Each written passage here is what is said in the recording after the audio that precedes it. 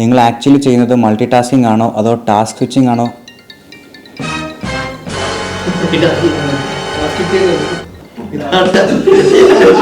Multi tasking പറയുന്ന ഇടയിൽ ഇനിയൊരു കോൾ വരാതിരിക്കാൻ വേണ്ടി ഞാൻ ഫോൺ സൈലൻ്റ് ആക്കിയിട്ടുണ്ട്.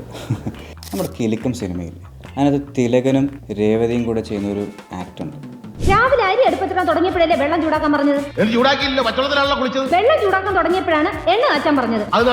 അപ്പോഴല്ലേ കടയിൽ പോയി സാധനങ്ങൾ വാങ്ങാൻ പറഞ്ഞത്. ഈ മൾട്ടി ടാസ്കിങ്ങും ടാസ്ക് സ്വിച്ചിൻ്റെയും ഒരു നല്ല എക്സാമ്പിൾ, നിങ്ങൾക്ക് ഓർത്തിരിക്കാൻ പറ്റുന്ന ഒരു എക്സാമ്പിൾ ഞാൻ പറയട്ടെ. ഇങ്ങനെ ചെയ്യുന്നതിനാണ് പോമോഡോറോ ടെക്നിക് എന്ന് പറയുന്നത്. പക്ഷേ ഈ മൾട്ടി ടാസ്കിങ്ങും ടാസ്ക് സ്വിച്ചിങ്ങും എന്താണെന്ന് തിരിച്ചറിഞ്ഞിട്ടില്ല. നിങ്ങളുടെ ടാസ്ക് സ്വിച്ചിങ് ആണോ മൾട്ടി ടാസ്കിംഗ് ആണോ ഒന്ന് ചിന്തിച്ചു നോക്കൂ. ഒരുപാട് അർത്ഥമുണ്ട് അതിൽ. ഞാൻ എവിടെയോ ഉള്ളിൽ അർത്ഥമുണ്ട്, അതൊന്ന് ആലോചിച്ച് നോക്ക്.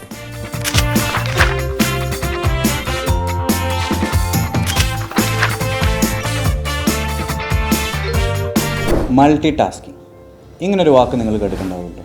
നിങ്ങളിൽ പലരും മൾട്ടി ടാസ്കിങ് നിങ്ങൾക്ക് ചെയ്യാൻ പറ്റുന്നുണ്ടെന്ന് വിശ്വസിക്കുന്നവരാണ്. നിങ്ങളിൽ പലരും മൾട്ടി ടാസ്ക് ചെയ്യാൻ പറ്റുന്നത് ഒരു അനുഗ്രഹമാണ് എന്ന് ചിന്തിക്കുന്നവരുമാണ്, അല്ലേ? പക്ഷേ ഈ മൾട്ടി ടാസ്കിങ്ങും ടാസ്ക് സ്വിച്ചിങ്ങും എന്താണെന്ന് തിരിച്ചറിഞ്ഞിട്ടുണ്ട്. നിങ്ങൾ ആക്ച്വലി ചെയ്യുന്നത് മൾട്ടി ടാസ്കിംഗ് ആണോ അതോ ടാസ്ക് സ്വിച്ചിങ് ആണോ?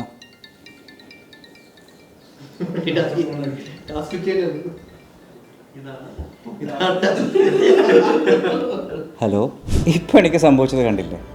ഞാനൊരു കാര്യം പറഞ്ഞുകൊണ്ടിരിക്കുന്നിടയിൽ എൻ്റെ ടാസ്ക് സ്വിച്ചാണ്, എനിക്കൊരു കോള് വന്നു. സത്യം പറഞ്ഞാൽ ഞാൻ പറഞ്ഞുകൊണ്ടിരുന്ന ഫ്ലോ എനിക്ക് തന്നെ പോയി. ഇതാണ് ടാസ്ക് സ്വിച്ചിങ്. ഇനി മൾട്ടി ടാസ്കിങ് പറയുന്നതിനിടയിൽ ഇനിയൊരു കോൾ വരാതിരിക്കാൻ വേണ്ടി ഞാൻ ഫോൺ സൈലൻ്റ് ആക്കിയിട്ടുണ്ട്. നിങ്ങൾ വണ്ടി ഓടിക്കാമെന്ന് വിചാരിക്കുക. നിങ്ങൾ വണ്ടി ഓടിക്കുമ്പം സ്റ്റിയറിംഗ് ഹാൻഡിൽ ചെയ്യുന്നുണ്ട്, ഗിയർ ഹാൻഡിൽ ചെയ്യുന്നുണ്ട്, ബ്രേക്കും ആക്സിലേറ്ററും ഹാൻഡിൽ ചെയ്യുന്നുണ്ട്, ക്ലച്ചും ഹാൻഡിൽ ചെയ്യുന്നുണ്ട്. ഇതെല്ലാം ഒരേ സ്വഭാവമുള്ള ജോലിയുടെ മൾട്ടിപ്പിൾ ആക്ടിവിറ്റീസാണ്. ഇത് മൾട്ടിപ്പിൾ ആക്ടിവിറ്റീസ് ഒരേ സ്വഭാവമുള്ള ജോലി ചെയ്യുന്നത് മൾട്ടി ടാസ്കിങ്ങും. എന്നാൽ നമ്മൾ ചെയ്തുകൊണ്ടിരിക്കുന്ന ടാസ്കിൽ നിന്ന് മാറി വേറെ ആക്ടിവിറ്റി ചെയ്യുന്നത് ടാസ്ക് സ്വിച്ചിങ്ങുമാണ്. ഫോർ എക്സാമ്പിൾ, ഈ വണ്ടി ഓടിച്ചുകൊണ്ടിരിക്കുമ്പോൾ പെട്ടെന്ന് നമുക്കൊരു മെസ്സേജ് വന്നു. ഈ മെസ്സേജ് വരുന്നത് നമ്മൾ ഫോൺ എടുത്ത് നോക്കി ഈ മെസ്സേജിന് റെസ്പോൺസ് കൊടുത്ത് തിരിച്ച് വയ്ക്കുമ്പോൾ നമ്മുടെ ടാസ്ക് കംപ്ലീറ്റ്ലി മാറും. മാത്രമല്ല, അങ്ങനെ സംഭവിക്കുമ്പോൾ അപകടവും പറ്റും. ഒരു കാര്യം ഇതിനകത്തുണ്ട്, നമ്മൾ മൾട്ടി ടാസ്ക് ചെയ്യാമെന്ന് വിചാരിച്ച് ചെയ്യുന്ന ആക്ടിവിറ്റി ആക്ച്വലി ടാസ്ക് സ്വിച്ചിങ് ആകുമ്പോൾ അത് അപകടം ഉണ്ടാകാൻ നല്ല സാധ്യതയുണ്ട്. അവിടെ അപകടം ഉണ്ടായില്ലെങ്കിൽ നമ്മുടെ ഭാഗ്യം മാത്രമാണ്. ഇതുപോലെ മൾട്ടി ടാസ്കിങ് ചെയ്യുന്നത് വളരെ നല്ലതാണെന്ന് വിചാരിക്കുന്ന നമ്മൾ ടാസ്ക് സ്വിച്ചിങ് ആണോ മൾട്ടി ടാസ്കിങ് ആണോ എന്ന് ഒന്ന് ഉറപ്പുവരുത്തുക. ശരിക്കും പറഞ്ഞാൽ ഒരു ദിവസം നമ്മുടെ മനസ്സിൽ ഏതാണ്ട് 60,000-ൽ പരം ചിന്തകളാണ് വന്നു പോകുന്നത്. ഇതിൻ്റെ ഇടയിൽ നമ്മൾ ചെയ്യുന്ന ടാസ്കിൽ നിന്ന് സ്വിച്ച് ചെയ്യുമ്പോൾ നമുക്ക് ചെയ്യാൻ പറ്റുന്ന പല കാര്യങ്ങളും ഫോക്കസ് ഇല്ലാതായി പോകുന്നുണ്ട്. ഈ ഫോക്കസ് എന്നുള്ള വാക്ക് നമ്മുടെ പ്രൊഡക്ടിവിറ്റിക്ക് ഭയങ്കര ഇമ്പോർട്ടൻ്റ് ആണ്. ഈ ഫോക്കസ് വിട്ടു പോവാതിരിക്കാൻ നമ്മൾ ചെറിയൊരു കാര്യം ചെയ്താൽ മതി. നമ്മൾ ചെയ്ത ആക്ടിവിറ്റി മൾട്ടി ടാസ്കിംഗ് ആണോ ടാസ്ക് സ്വിച്ചിങ് ആണോ എന്ന് ഒന്ന് മനസ്സിലാക്കുക. ഈ ടാസ്ക് സ്വിച്ചിങ് കാരണം നമുക്കുണ്ടാകുന്ന ബുദ്ധിമുട്ടുകൾ അപകടമാകാൻ സാധ്യതയുണ്ടെന്ന് ഞാൻ പറഞ്ഞില്ലേ, അത് വെറുതെ ക്ലീഷയായിട്ട് കാണേണ്ട കാര്യമായിട്ടുള്ള കാര്യം തന്നെയാണ്. ഒരു എക്സാമ്പിൾ പറയുകയാണെങ്കിൽ, ഇപ്പോൾ നമ്മൾ വണ്ടി ഓടിക്കുമ്പോൾ നന്നായിട്ട് വണ്ടി ഓടിക്കാം എന്നുള്ള കോൺഫിഡൻസ് എനിക്കുണ്ട്, എന്നെ പോലെ തന്നെ നിങ്ങൾക്കുണ്ട്.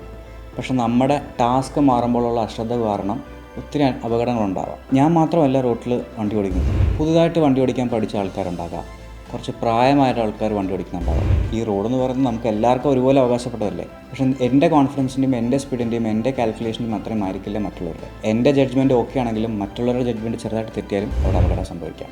നമ്മുടെ ടാസ്കുകളെ നമ്മൾ മൾട്ടി ടാസ്കിംഗ് ആണെന്ന് തെറ്റിദ്ധരിച്ച് നമ്മൾ സ്വിച്ച് ചെയ്യുമ്പോൾ അവിടെ സംഭവിക്കുന്നത് നമ്മുടെ എഫിഷ്യൻസി അത് ലോവർ ചെയ്യും, നമ്മുടെ മെമ്മറീനെ അത് എഫക്റ്റ് ചെയ്യും.